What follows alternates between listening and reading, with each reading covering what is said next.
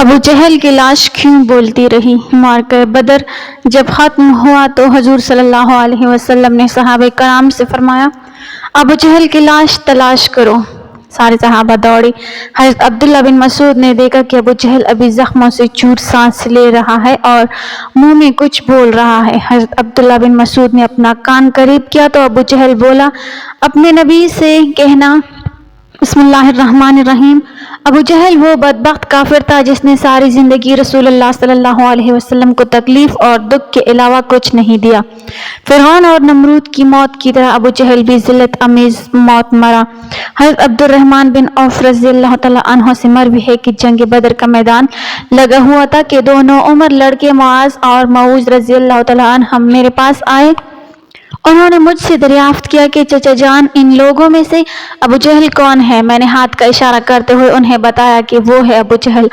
انہوں نے کہا کہ چچا جان، اس ظالم نے ہمارے پیارے نبی صلی اللہ علیہ وسلم کو بہت ہی دکھ اور تکالیف پہنچائی ہیں، اس لیے ہم اب ابو جہل کو قتل کر کے چھوڑیں گے۔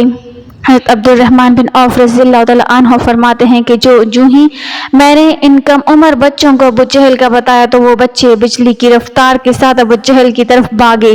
انہوں نے ابو جہل پر جاتے ہی ایک زوردار ضرب لگائی اور ان کی پہلی ہی ضرب سے ابو جہل اونٹ سے نیچے گر گیا۔ پھر انہوں نے ابو جہل کے پاؤں پر تلوار کا وار کر کے اس کا پاؤں اس کی ٹانگ سے الگ کر دیا۔ حضرت معاذ رضی اللہ تعالیٰ عنہ بیان کرتے ہیں کہ یہ سب کچھ ابو جہل کا بیٹا اکرمہ دیکھ رہا تھا۔ اکرمہ نے وار کر کے میرے بازو کو کاٹ دیا۔ میرا بازو کندھے سے لٹک رہا تھا، پھر میں لٹکتے ہوئے بازو کے ساتھ بھی بڑی تیزی کے ساتھ لڑ رہا تھا۔ جب بازو نے مجھے بہت ہی زیادہ تنگ کرنا شروع کیا تو میں نے بازو کو اپنے پاؤں کے نیچے رکھا اور زور لگا کر بازو کو اپنے تن سے جدا کر دیا۔ حضرت معاذ رضی اللہ تعالیٰ عنہ سے مروی ہے کہ میں نے موقع پا کر ابو جہل پر پھر سے وار کیا جس سے اس کے جسم سے خون کے فوارے نکلنے لگے۔ ابو جہل کو موت کی گھاٹ اتار کر یہ دونوں بچے رسول اللہ صلی اللہ علیہ وسلم کے پاس جا کر عرض کرنے لگے، یا رسول اللہ صلی اللہ علیہ وسلم، ہم نے ظالم ابو جہل کو قتل کر ڈالا ہے۔ تاریخ طبری میں بیان کیا گیا ہے کہ ابو جہل ابھی قتل نہیں ہوا تھا بلکہ وہ درد سے چلا رہا تھا، تڑپ تڑپ کر درد سے چلاتے ہوئے موت کا انتظار کر رہا تھا۔ جب جنگ بدر ختم ہوئی تو رسول اللہ صلی اللہ علیہ وسلم نے تمام صحابہ کرام کو حکم دیا کہ ابو جہل کو تلاش کیا جائے۔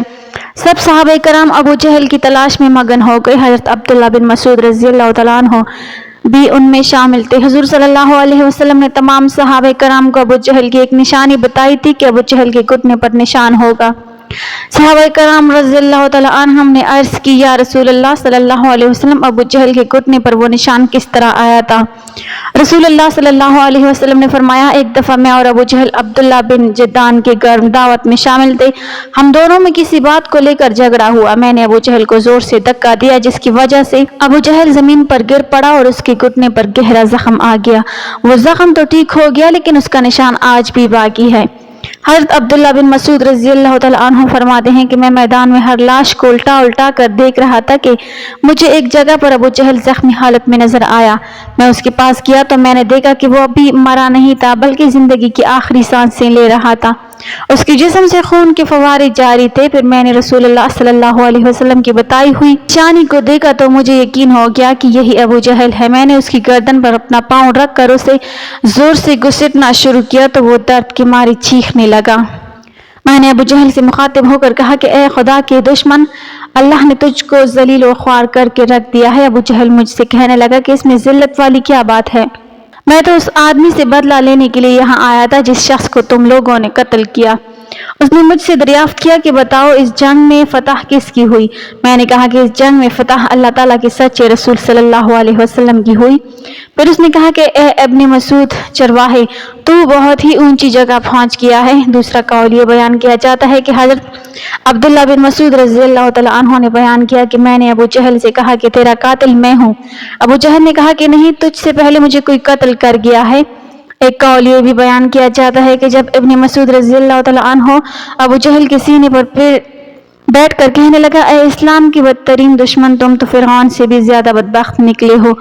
فرعون نے پھر بھی مرتے وقت اپنی غلطیوں کو مان لیا تھا کہ میں ہی غلط ہوں، لیکن تم تو مرتے ہوئے بھی اسلام کے خلاف بکواس کر رہے ہو۔ یہ سن کر ابو جہل نے جواب دیا کہ اپنے آقا محمد صلی اللہ علیہ وسلم کو جا کر میرا یہ پیغام دے دینا کہ ابو جہل تو اس دنیا سے چلا گیا ہے، لیکن وہ یہ پیغام دے گیا ہے کہ محمد صلی اللہ علیہ وسلم کا سب سے بڑا دشمن میں ہی ہوں۔ ابو جہل کی زبان سے یہ سن کر میں نے ابو جہل کی تلوار پکڑی اور اسی سے اس کے جسم سے اس کا سر جدا کر دیا۔ فرماتے ہیں کہ میں نے جسم سے سر کو جدا کر کے نبی کریم صلی اللہ علیہ وسلم کے پاس لے گیا۔ میں نے نبی کریم صلی اللہ علیہ وسلم کی بارگاہ میں ابو جہل کا سر پیش کرتے ہوئے عرض کی، یا رسول اللہ صلی اللہ علیہ وسلم، یہ لیجیے ابو جہل کا سر۔ رسول اللہ صلی اللہ علیہ وسلم نے فرمایا، قسم ہے اس ذات کی جس کے قبضے میں میری جان ہے، بے شک یہی ابو جہل کا سر ہے۔ پھر آپ صلی اللہ علیہ وسلم نے ابو جہل کے سر کے پاس کھڑے ہو کر فرمایا، یہ کافر ابو جہل اس امت کا سب سے خطرناک اور ظالم فرعون تھا۔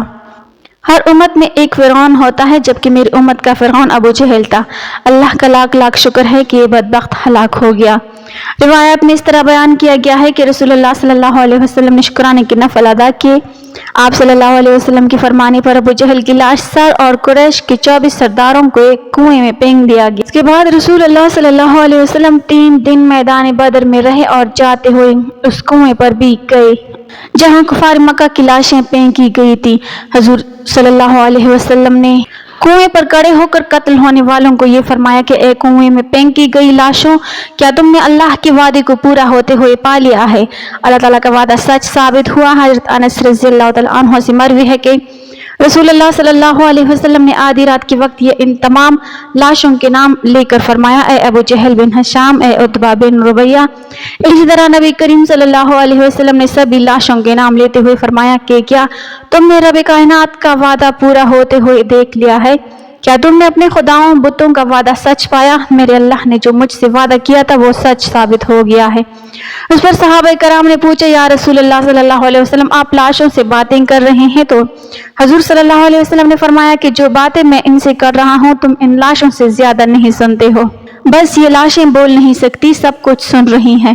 امام طبری لکھتے ہیں کہ محمد بن اسحاق بیان کرتے ہیں کہ بعض علماء کرام نے یہ بات بیان کرتے ہوئے کہا ہے کہ تم لوگوں نے مجھ سے دشمنی کی، بلکہ دوسرے لوگوں نے مجھ سے دوستی کی۔ تم نے مجھ کو میرے ہی شہر سے نکال دیا، تم نے مجھ کو میرے ہی شہر سے نکال دیا، دوسرے لوگوں نے مجھ کو اپنے شہر میں پناہ دی۔ تم لوگ مجھے جھوٹا کہتے رہے، دوسروں نے مجھے سچا اور آخری نبی کہا۔ تم لوگوں نے مجھ کو بے شمار تکالیف دی، لیکن دوسرے لوگ میری تمام پریشانیوں میں شریک رہے۔ اس کے بعد رسول اللہ صلی اللہ علیہ وسلم نے فرمایا کہ میں نے تو اپنے رب کائنات کے وعدے کو سچ پایا ہے۔ اللہ پاک ہم بہتر عمل کرنے کی توفیق عطا فرمائے اور ہمیں نیکوکاروں میں شامل کرے، آمین یا رب العالمین۔ ناظرین، کمنٹ باکس میں اللہ تعالیٰ کے 99 ناموں میں سے ایک نام ضرور ٹائپ کریں۔